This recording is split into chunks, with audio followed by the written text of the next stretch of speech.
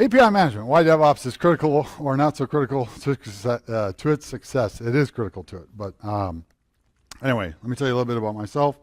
My name is Michael Glenney. I moved to Arizona when I was 7, so I consider myself a native Arizonan because I don't remember anything else. I grew up in Ahwatukee, went to Corona del Sol, so any other natives. I've been in IT for about 25 years. I worked locally at the Apollo Group, University of Phoenix. Anybody here work for Apollo Group or have in the past? Hey, I recognize you. Doug, you didn't raise your hand. I know you did. I then went on to work for LifeLock for a while at Apollo Group. We did a lot of great automation stuff. We picked up Chef when it was released in 2009. We had to pick between Chef and Puppet and threw Dart at the dartboard, and now I know Chef really well, so because of that, Dart. LifeLock, more of the same, a lot of Chef, AWS, automation, that sort of thing. I currently work for a company called New Context, which is a fantastic company based out of San Francisco. They allow remote work, which is great, so we are hiring. So if anybody is interested, please go to that page. Well, let me go back for a second. A little bit more. I was in the Navy for 4 years as well. I worked on weapon systems on 86 Intruder, and then I was also an NT4 MCSE. Huh? Any MCSEs in the crowd here? And then somebody put me in charge of a Solaris server, and I haven't looked at Windows since.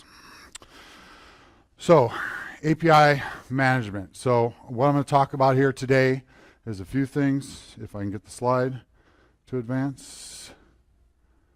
What is going on here with the fade in? All right, well, that was cool. A little bit like PowerPoint days, right? I'm going to talk about API gateway software, what options there are out there. There's a lot of paid products. There's some open source products as well. Why you should use an API gateway. And I'm mixing API management is a thing you do with an API gateway. So if those terms mix up a little bit. Then I go into API management and DevOps a little bit there, and then a conclusion, as you can see. Let's see. So here's a product list. This is by no means complete. Any day you open up your browser and do a search, you'll find another list or some Gartner, whatever, magic quadrant thingamabobber with all kinds of them on there.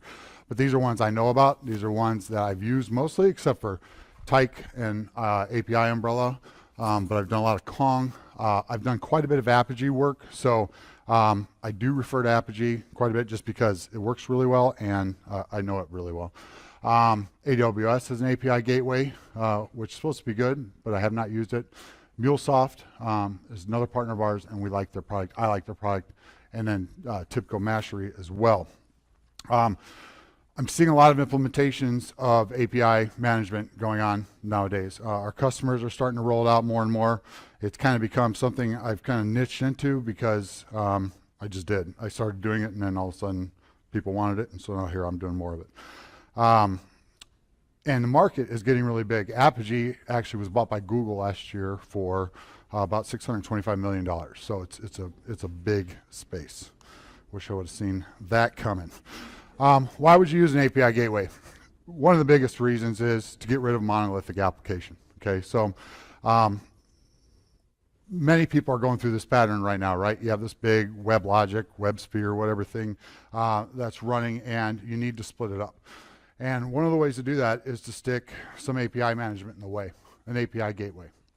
And what this does is, now all of a sudden, if you just implement it as a pass-through, now all of a sudden all your traffic is passing through that, and you can start to split off your services and just split those paths off via the API. Your clients will never even know what's happening. And that's really a nice thing about it, is that allows you to make that transition without having to change all your clients up front and disrupt your customers. So it's very nice for that use point.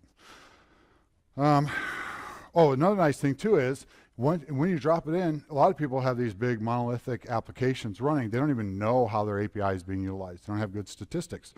API monitoring, at least some of the pay products, have great analytics engines. So as soon as you plug it in, allow traffic to pass through, you'll get statistics on your latency of your backend, how long calls take, who's calling the most, where they're calling from, things like that. I'll show you some of that, a little bit of that. Other reasons to use an API gateway. Provide value to your developers. Okay, so this has a lot to do with major teams. Actually, that's the next slide. wait a second. So we do want to reduce some developer requirements. API gateways can do a lot of things. They can do authentication, authorization, okay? So instead of your developers writing that stuff into their APIs, especially if you have a lot of development teams that are working, across different languages for different products, you can centralize this in API gateway. You can do basic auth, API client key auth, OAuth, JWT tokens, LDAP if you want to use an external LDAP provider for users. But we are talking APIs, so basic auth is for users, but API client key is more likely what you'll see. You can do security with it. CORS is an important one that a lot of people use an API gateway for. Does everybody know what CORS is? Cross-site scripting. And they still call it that, Doug? Still called cross-site scripting. And then you can also do black lists and white lists, which are nice to be able to control some security there. You can also do transformations, which is neat. So there's a lot of legacy stuff running out there. So you have APIs that produce XML, APIs that produce JSON, SOAP. Oh God, is anybody still running SOAP? SOAP. You could even use it for SOAP and XSL to translate those, and all of a sudden you can put a nice JSON REST API in front of all those things, and in the back end they're still talking XML, and it gives you time to clean those up later on. There was another transformation too, I forgot to type in here. Oh, you can transform requests and response, right? So if you need to make a change to a response that's coming back, you can control that through your API gateway without having to change the back-end API implementation. And the same with the requests. You can inject headers, all kinds of stuff like that.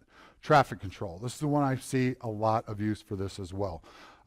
Rate and size limiting, right? You can control how big and how fast things can come in and out of your network. You can, in and out, you can do spike arrest, which is neat, all right? So spike arrest allows you to, can you tell me how many minutes I've gone? Oh, I'm talking that fast. Crap. I got double space the rest of the presentation. Spike arrests. So, we all have to worry about this. I guess this can all come down to security as well, right? Bad people out there grab control of everybody's webcams and starts beating on your network. You can do some spike arrest here. Though it's more around API spiking, right? It's not really about defending you against people. I shouldn't have said that. It's more about defending you against bad consumers of your API, right? Some guy writes a cron job that every 4 milliseconds hits your API. You can rate limit them with that. Quota, this goes around to some of the monetization customers, so you can set a quota for people. This is all under traffic control still, where you can say, you've bought our basic plan, and I'm going to give you 200 API requests a month, and when they hit that, maybe I rate limit you a little bit, maybe I let you still go through, but I send you a nice email, let you know you need to pick that up. And then caching. One of the nice things is, once you put this in, your varnish, your squid, you no longer need those things. You can do all your caching, control it all through your API gateway. And one neat thing you can do, and I'll show you a little bit more on that later, is you can just create applications. So your API gateway can be your application. A lot of the, like Apogee, MuleSoft, even Kong to some extent on the open source side, you can write custom plugins and have those plugins, like in Apogee, you can run Python or JavaScript, including all the libraries you need. You deploy it into the gateway, and it's actually what responds. You never even get to a backend. So you can do some cool stuff like that. You can do Lambda or Whisk functions, right? So you can put an API in front of Lambda or Whisk, and people have no idea that that's what's happening in the backend. And I'll show you a little bit more on that in a little bit. Pause. You already have a question?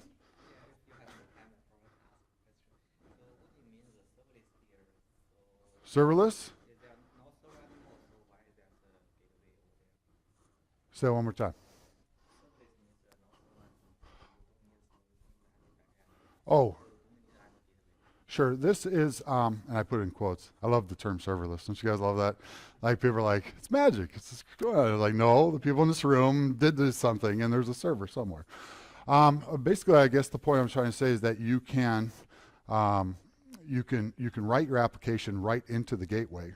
So what I mean, I guess I should have said back-endless. would probably be a better one, because you're not hitting a backend through that API call. You're going into the API gateway, it's resolving whatever you want for a response, and then it sends it back out. But you could also, like Kong, for instance, has two great plugins, one for Lambda and one for OpenWhisk, that allow you to write, make calls to like Lambda functions. So I'll show you that in a little bit. In 1 sec, if I don't cover it.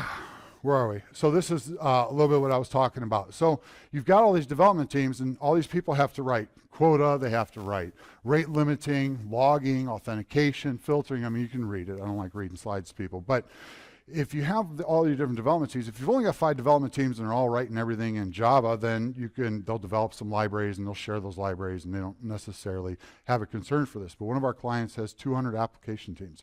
They're writing across all kinds of different languages. They're all deploying to the same platform.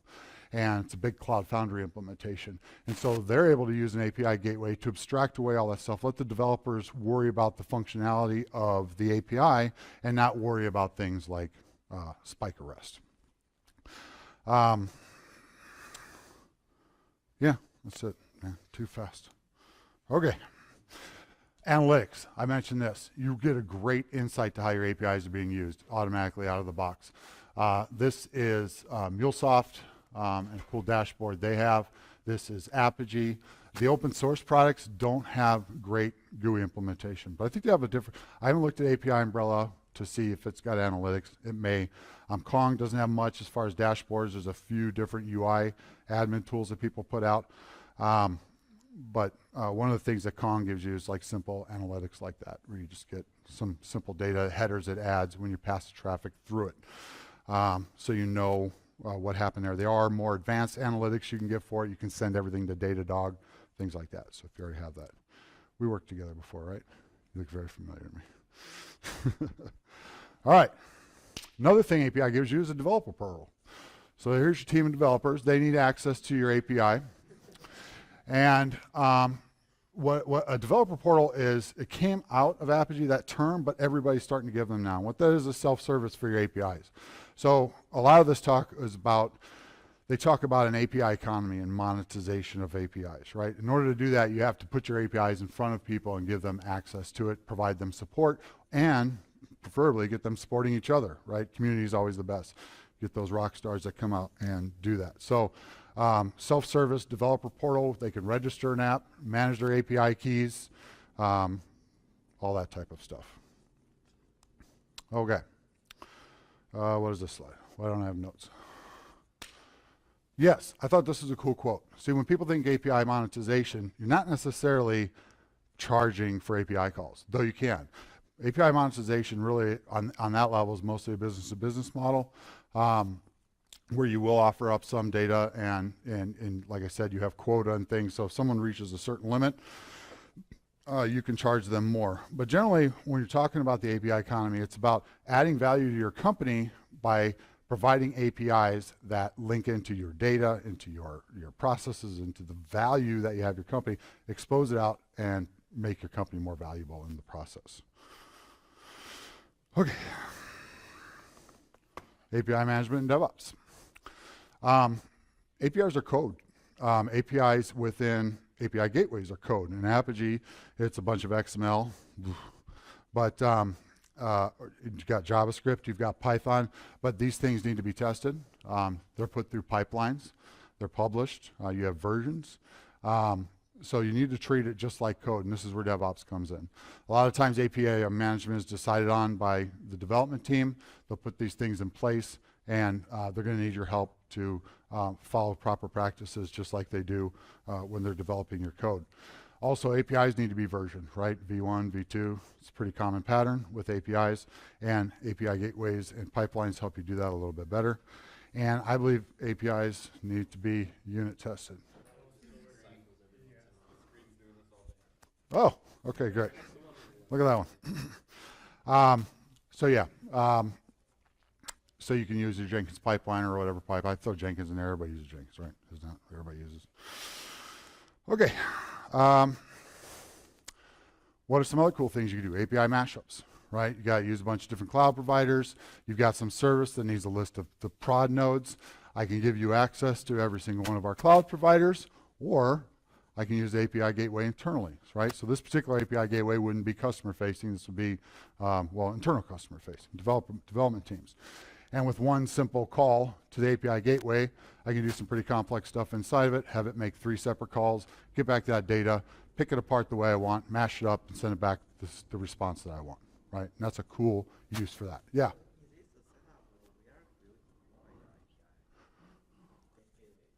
Where you deploy it? Well, they run on, it's internal, so whatever internal means to you. Could be a cloud provider, could be in your office. Yes, inside your company. But they also offer these as their SaaS solutions. I think they all offer it as a SaaS solution, but that's allowing someone else to come back into your network, so that might not be good to use that for internal. But things like Kong are great for that. I was actually trying to put together a demo of this very thing, and I wanted to do it with Kong open source because I'm talking about a lot of the pay products too. But come to find out, has anybody ever tried to create an access token to hit the API on AWS? Holy crap, it's called a SIG v4. I had no idea. I've only ever used SDKs, and it's so easy when you use an SDK. I put in my access key, my secret, it spits the API, things good. So, because I was using Kong, so anyway, I first went down the route of Kong, and they actually have something in a pull request, an issue that is going to provide that functionality so you can make multiple calls and then mix it together. You can't do it today with Kong, but you can do that kind of thing with Apogee, which you could deploy internally as well. It's expensive. But like I said, it's really good. You can do internal mashups. You can API everything. Remember I told you it supports Lambda and OpenWhisk, or you could just deploy code directly into your API management or your API gateway. I don't know if I'd implement this one. But that'd be a pretty cool API call, wouldn't it? But basically you can, now, because see, ever since I got into API management, to me, API should be everywhere, right? Because then I started writing a bunch of Go code, and I started I'd never really been like a real developer working in a real language. And so I'm like, wow, everything's a method, or everything's a function, and everything's got an input and output, and then we're doing Terraform modules, and Terraform modules those are methods, right? They've got an input and an output. And so now I think everything should have an API. So why not make everything in your data center an API? And you could do that with API management.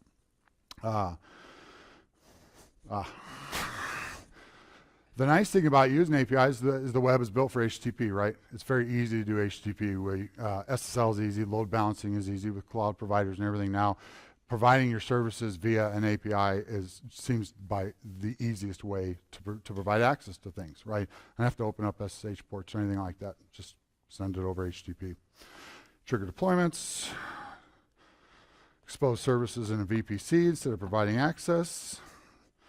Authentication, caching, yeah, don't implement delete data center. If you do implement delete data center, please send me a video of that. I want to see it. So, what do I got here?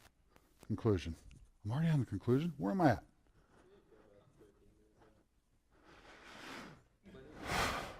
Plenty of time for questions. What?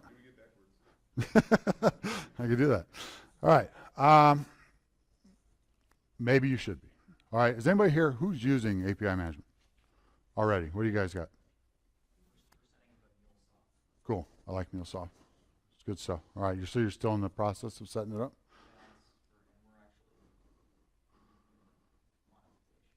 Oh, great. So you can have a developer portal and all that good stuff? Great. That's awesome. Look at it, especially if you're looking to break up a monolith. I don't see any other way to do it safely and sanely than to put something in front of it and start splitting paths off, right? Anybody ever use Sinatra? Nick, you turned me on to Sinatra back in the Ruby days, right? I always loved Sinatra because it's really simple. Like, this is the way I thought. You define a path, I can define what happens when you hit that path. That's what API management does for you too. APIs aren't just for customers, right? Internally, deploy APIs, use APIs, love APIs. Delete your data center. All right, the floor pay gateways right now are better, no doubt about it, but they might be overkill for what you're doing. Kong is amazing at what it does. Really, the guys at Mashups, they took and they wrapped, it's basically just Nginx with some really smart wrapping around it. And it runs in a container, small, it needs a Postgres database or Cassandra database, but you can deploy it fastly, you can deploy fastly. Is that a word? It's a company. I don't even know if it's a word though. You can deploy it quickly, you can roll out 20 of them. The whole thing is driven by APIs. And that's what's great about these API products. If you buy an API product that isn't driven by, that is an API first, don't buy that product. But Apogee, MuleSoft, Mashery, Kong, everything is driven by the API. You can't do anything with any other utility that you can't do from the API. And that's it. Thank you. Anybody know what that is? Who knows? Nobody?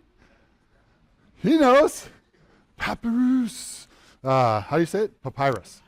Papyrus. This, if you haven't known, Ryan Gosling's SNL skit, this font at the top is called Papyrus, and it's like a hacky font. And so if you watch the video, he's like going nuts because that's the font they use for Avatar for the movie. And he's like really mad that the designer didn't like put any effort into it. He's like, he just selected the text and hit the drop down, selected Papyrus. And so it's a funny skit, man. Watch it. It's great. It's called Papyrus. And, did I send we're hiring? I mentioned that, right? We're hiring. Esther's here. Esther, look, I put it up 3 times, 4 times, 5 times I put it up that we were hiring.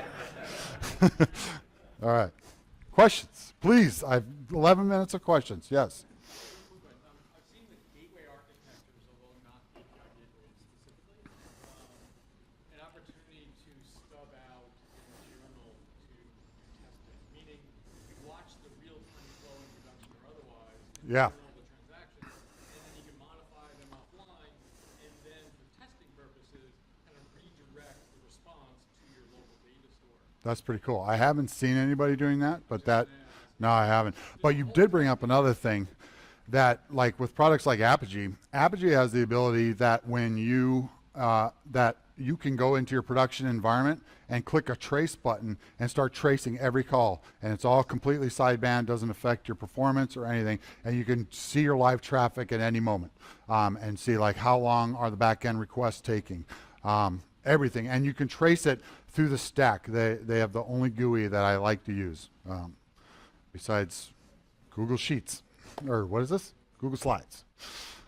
I'm joking. Any other questions? Yes? I am in favor of using anything that AWS produces if you're in AWS. A lot of people like to say, I don't want to use ELBs because we're going to go into Azure as well and they don't have ELBs, and I don't want to.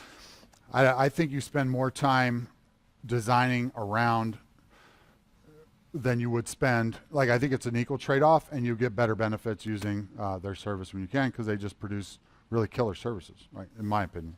So, and you're already paying for it, probably, right? It's always cheap that way when you pay per call. What's up? You mentioned you can do caching from the API Yes. gateways. Do you see the API gateways as a replacement for your standard CDN? No, because I think they cache in memory. Yeah, they use Apogee uses memcache, and no, maybe. No, because your CDN calls are going directly from the client to the CDN. They're not actually routing through your, no. But I can see you using it to like implement a CDN. So let's say I'm getting all my images and it's becoming overwhelming. My video site's super popular now. I can move my stuff off to a CDN without having to change any of the paths. And now when the traffic comes into my API gateway, instead pulls that data from my CDN, and my clients don't ever know the difference. And now it looks like everything's still coming from me, but it's really coming from S3 or something, right? So, or cloud, was that? You were next in the back. Yeah. I would take Apogee. Yeah, just probably because I know it the best. So when I did 2 major projects with Apogee. One, I had to automate it. It used to be built with 300 shell scripts. It's really great. And so they handed it to us, and it's like a space station kind of app. You know, it's got like all these different modules that are all talking to each other. And so they're like, here, automate this. We want to build this. It's a big customer of ours. And I was like, you're insane. I mean, these scripts were crazy. So basically what we did, we wrote a bunch of chef around those scripts, and we got it to work good. But so I had like an in-depth knowledge of like all the inner workings of it. And then like the very next project, we had a client that was, there's a new banking standard called PSD2 that European banks are going to have to adhere to about providing APIs to banks and normalizing those, a common API across all banks. So third-party apps like Mint and stuff have a better shot at providing data, and costs can come down. So they just introduced that regulation, and well, they had PSD1. Anyway, so we implemented a fake bank in Apogee. It was a complete API implementation that looked like a bank, but it did all the stuff in JavaScript right within it. And so, and we were able to do, it looked like you were communicating with a bank, but you never were going past the Apogee implementation. So I had that much experience with it that I just enjoy it that much. It just works really well. You had a question?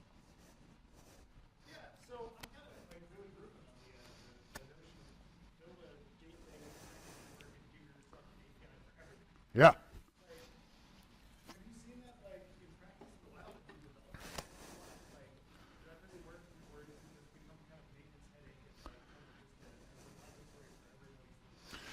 Yeah.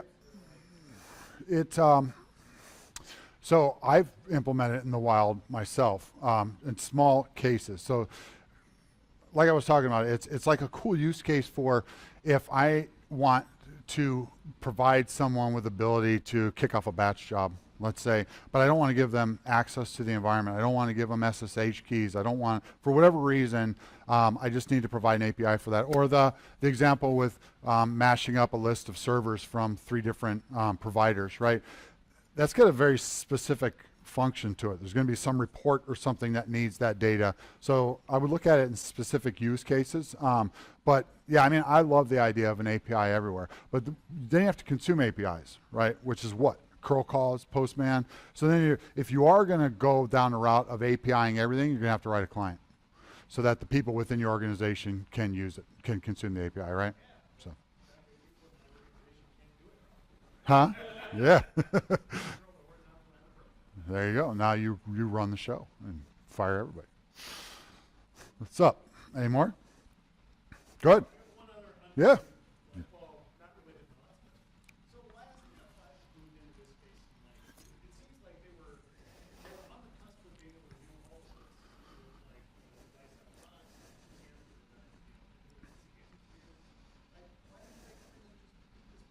Don't know. Just 2 cents as a response.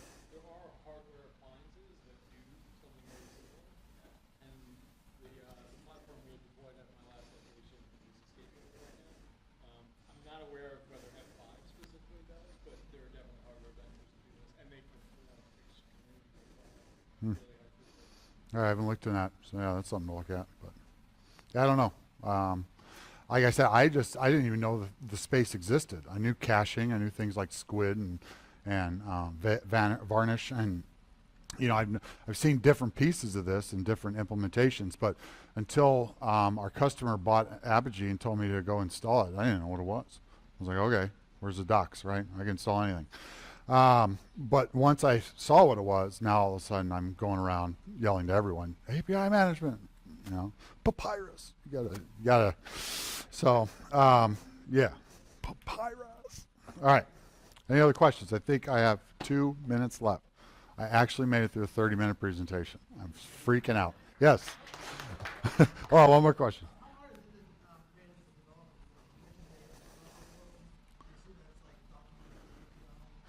Yeah, I mean,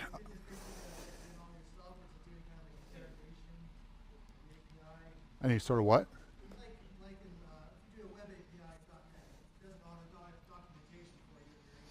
Yeah, I mean, Swagger, I think, is the popular way to write those things. Say again? They call it Open API now. If you look on Swagger, you'll find older stuff. Open, oh, okay, Open API. Yeah, it's, hopefully, you know, you can, like, the Apogee one is kind of cool. Again, I go back to Apogee. Sorry, like I said, you know, that's what you see every day. The The Apogee one is neat. They have what's called smart docs, and the documentation is actually generated from one of these open API docs, and then you can actually make API calls directly from the documentation. So I've seen API portals or developer portals that have that type of thing, but mostly it's around registering your app, managing those certificates, getting the right OAuth scopes and things like that for whatever that user is. Yeah. Anything else? We're hiring. We're hiring. We're hiring. We're hiring. Thanks. Appreciate it.